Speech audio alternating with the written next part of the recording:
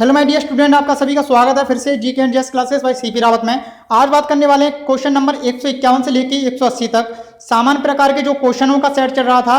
1500 question है जो आपको 30-30 के सेट में कराए जा रहे हैं। तो वीडियो को देखने के लिए चैनल को सब्सक्राइब करें। Thank you. आपका एक 151वां क्वेश्चन है। 151वें क्वेश्चन में आपका दिया है मलेरिया रोग का वाहक होता है। मलेरिया रोग का वाहक कौन होता है भाई? आपका एनाबिली मच्छर होता है। और डेंगू का होता है आपका एंडीज मच्छर होता है। कौन सा होता है? एंडीज मच्छर होता है डेंगू का। ठीक है, ये प्लाज्मोडियम जीवाणु अपने शरीर में छोड़ता है।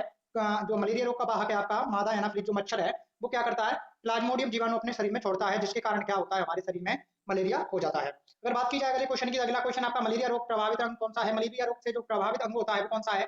तो आपका पीलिया या तिल्ली। पीलिया को तिल्ली के नाम से भी जाना जाता है। ठीक है, आरबीसी में पीलिया हो, आरबीसी की जहाँ पे मृत्यु होती है उसको पीलिया कहा जाता है। ठीक है, आरबीसी की मृत्यु भी कहाँ पे हो जाती है? आपकी आरबीसी की जो मृत्यु होती है वो कहाँ पे होती है? आपकी पीलिया में ही होती है या तिल्ली में। आपका ऑप्शन जिस तरीके से आए आपको वैसे करना है। ठीक है, आगे बढ़ते हैं अगले क्वेश्चन की तरफ। अगला क्वेश्चन है आपका मानव मूत्र में उत्सर्जित होता है। तो मानव मूत्र में क्या उत्सर्जित होता है भाई? मानव मूत्र में आपका विटामिन सी उत्सर्जित होता है और उत्सर्जित होता है आपका यूरिया। क्या होता है? यूरिया होता है। यूरिया भी आपका मानव मूत्र में उत्सर्जित होता है। अगर क्वेश्चन बात की जाए अगले क्वेश्चन के बारे में, अगला क्वेश्चन है आपका, अगला क्वेश्चन क्या है? मूत्र कैसा, मूत्र का पीएच मान कैसा होता है? तो अम्लीय होता है और उसका जो पीएच मान है वो कितना होता है? 6 होता है।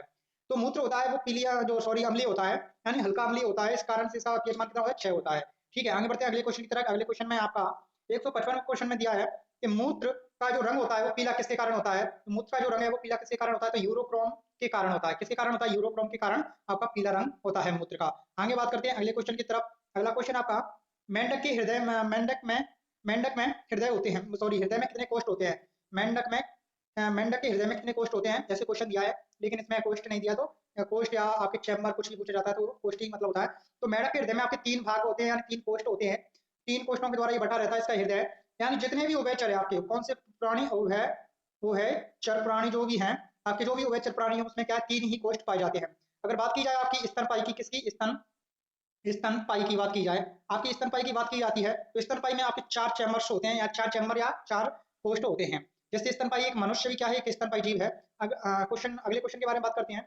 मनुष्य के हृदय में कितने कोष्ठ होते हैं? तो मनुष्य के हृदय में प्रकोष्ठों या कोष्ठों की संख्या कितनी होती है? 4 होती है। दायानिलय, बायानिलय और आलिंदय। दाया आलिंदय और बाया आलिंदय, इस प्रकार से आपके होती हैं। अगर बात की जाए अगले क्वेश्चन के बारे में, तो अगला क्वेश्चन है आपका मानव शरीर में जल की मात्रा शरीर के बाहर का होता है। तो ये क्वेश्चन यहाँ पे क्या था? गलत था।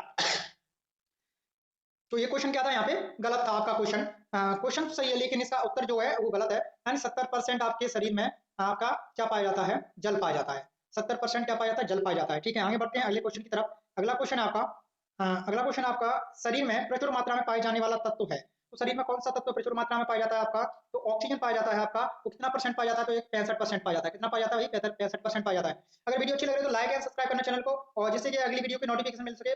1500 क्वेश्चनों का सेट है जो सामान्य प्रकार के विज्ञान के क्वेश्चन है। सारे क्वेश्चन कराए जाएंगे जो बार बार एग्जामों में पूछे जाते हैं। ठीक है, इसी प्रकार से पार्ट बाय पार्ट एक पार्ट में आपके 30 क्वेश्चन कराए जाने हैं। Thank you. अगले बढ़ते हैं अपने क्वेश्चन की तरफ। अगला क्वेश्चन आपका मनुष्य के शरीर में जल होता है।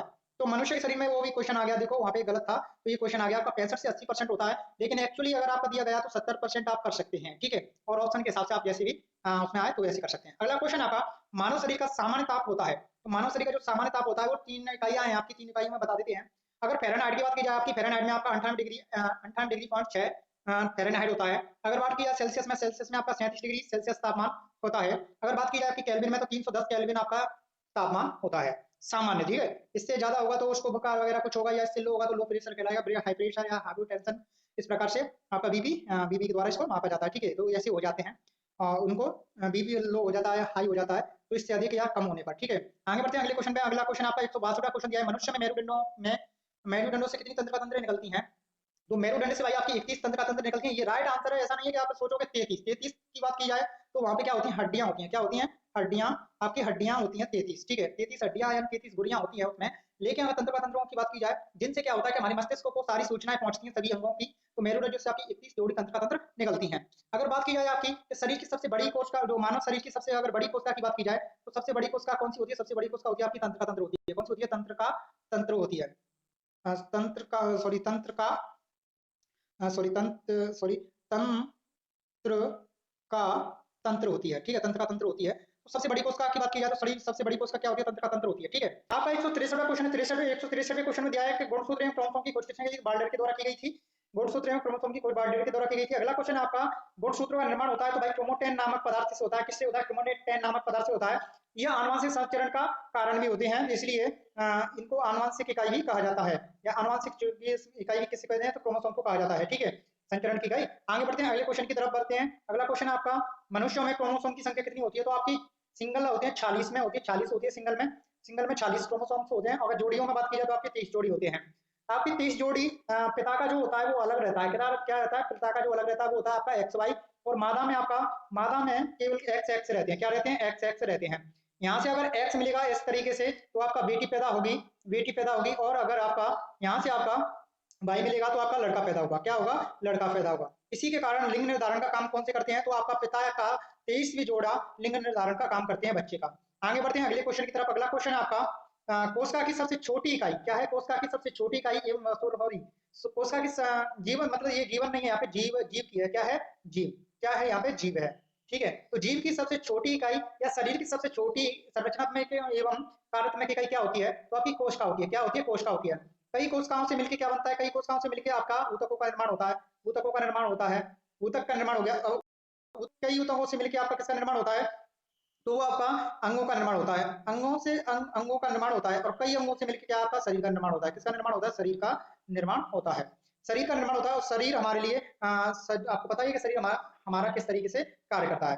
ठीक है, तो इस प्रकार से क्या होता है, ये सबसे छोटी संरचनात्मक कार्यात्मक इकाई हो जाती है। किसी भी घर को बनाने के लिए जैसे ईंटों की आवश्यकता होती है, उसी प्रकार से कोशिकाओं की आवश्यकता होती है। ठीक है, अगर बात की जाए अगले क्वेश्चन के बारे में। अगला क्वेश्चन है आपका कि सबसे छोटी जीवित कोशिका है, तो सबसे छोटी जीवित कोशिका का उदाहरण क्या है? तो भाई माइकोप्लाज्मा है। और सबसे जीवित बड़ी कोशिका का उदाहरण है तो आपका शतुरमुर्ग का अंडा होता है। माइकोप्लाज्मा की अगर बात की जाए तो आपकी 0.01 माइक्रोन माइक्रोन इसकी मोटाई की नापने की सबसे छोटी इकाई से कह सकते हैं माइक्रोन है। तो माइक्रोन में आपको इसको नापा जाता है, तो इसकी 0.01 माइक्रोन इसकी मोटाई होती है, यानी ना के बराबर होती है। ठीक है, आंखों से तो देखना इसको इम्पॉसिबल है। ठीक है, आगे बढ़ते हैं अगले क्वेश्चन की तरफ। अगला क्वेश्चन आपका, शरीर की सबसे लंबी कोशिका का उदाहरण है। तो शरीर की सबसे लंबी कोशिका का उदाहरण कौन सा? आपका तंत्रिका तंत्र है। क्या है? तंत्रिका तंत्र सबसे लंबी कोशिका होती है। ठीक है, जो मस्तिष्क के निर्माण में एक बार सहायता होती है। और ये तंत्रिका तंत्र ऐसी कोशिकाएं होती हैं जो एक बार बनने के पश्चात इसको में अगर मर गई, कोशिकाएं टूट गई, या मर में कुछ भी मर गई, या किसी तरीके से इसका क्षरण हो गया, तो ये दोबारा से नहीं बन सकती हैं। अगले क्वेश्चन के बारे में बात करते हैं। अगला क्वेश्चन आपका, तंत्रिका तंत्र की रचना तथा क्रियात्मक इकाई क्या होती है? तो इस प्रकार से जैसे आपकी शरीर की क्रियात्मक संरचनात्मक इकाई क्या होती है, तो आपकी आपकी कोशिका होती है, उसी प्रकार से आपकी तंत्रिका तंत्र का जो निर्माण करती है वो संरचनात्मक कार्यात्मक इकाई क्या होती है? तो न्यूरॉन होती है। क्या होती है भाई? न्यूरॉन होती है। आगे बढ़ते हैं अगले क्वेश्चन की तरफ। अगला क्वेश्चन है आपका, अगला क्वेश्चन है, अगले क्वेश्चन में दिया था कोशिका शब्द का निर्माण नहीं होता है। ये कोशिका शब्द किसने दिया था? तो कोशिका शब्द आपका रॉबर्ट हुक ने दिया था। और सन 1665 ईस्वी में रॉबर्ट हुक के द्वारा कोशिका की खोज की गई थी। किसकी खोज की गई थी? कोशिका की खोज की गई थी। और कोशिका विज्ञान के जनक कौन है? आपके रॉबर्ट हुक ही कहलाते हैं। आगे बढ़ते हैं अगले क्वेश्चन की तरफ। अगला क्वेश्चन आपका, कौन सा आनुवंशिक पदार्थ है? तो डीएनए होता है। यहाँ पे क्या है, इसको गलत हो गया है, यानी क्या होता है? डीएनए होता है। क्या होता है? डीएनए होता है। डी का मतलब होता है डीऑक्सी। क्या होता है? डीऑक्सी। एन का मतलब होता है न्यूक्लिक, और इसका एसिड क्या होता है? एसिड मतलब होता है, यानी डीऑक्सीराइबोस न्यूक्लिक एसिड होता है। ठीक है, न्यूक्लिक एसिड किसका? डीएनए का फुल फॉर्म होता है। अब आगे बात करते हैं अगले क्वेश्चन की तरफ। अगला क्वेश्चन आपका, कोशिका का अध्ययन है। तो कोशिका का अध्ययन आपका साइटोलॉजी कहलाता है, जिसके जनक आपके कौन है? रॉबर्ट हुक हैं। कौन है आपके? रॉबर्ट रॉबर्ट रॉबर्ट हुक हैं। कौन है? हुक हुक हैं। तो आप पहले ही हमने बता दिया है। आगे बढ़ते हैं अगले क्वेश्चन की तरफ। कोशिका के भीतर श्वसन का केंद्र होता है। तो कोशिका के भीतर आपका श्वसन का केंद्र होता है जो माइटोकॉन्ड्रिया होता है। क्या होता है? माइटोकॉन्ड्रिया होता है। कोशिका दो प्रकार से श्वसन करती है। कोशिका में दो प्रकार से श्वसन होता है।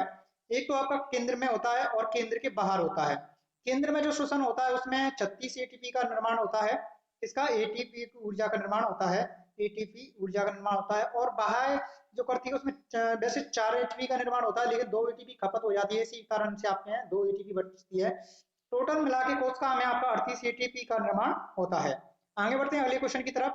लंबी वीडियो ना हो जाए इस कारण से हम जल्दी जल्दी से इसको बता रहे हैं। ठीक है, थ्योरी क्लास में आपको सही तरीके से कराया जाएगा। समसूत्री विभाजन होता है कोशिका कायिक कोशिका में। समसूत्री विभाजन किसमें होता है? कायिक कोशिका में होता है। और अर्धसूत्री विभाजन किसमें होता है? लिंगीय कोशिका में होता है। जैसे हम जो निषेचन के पश्चात में उसमें क्या होता है, एक केंद्र दो केंद्रों में बट सॉरी एक केंद्र दो कोशिका में बट जाता है, और केंद्र का जो विभाजन होकर अलग अलग केंद्र बन जाते हैं। उसी प्रकार और आपका ठीक है लिंगीय कोशिका में होता है।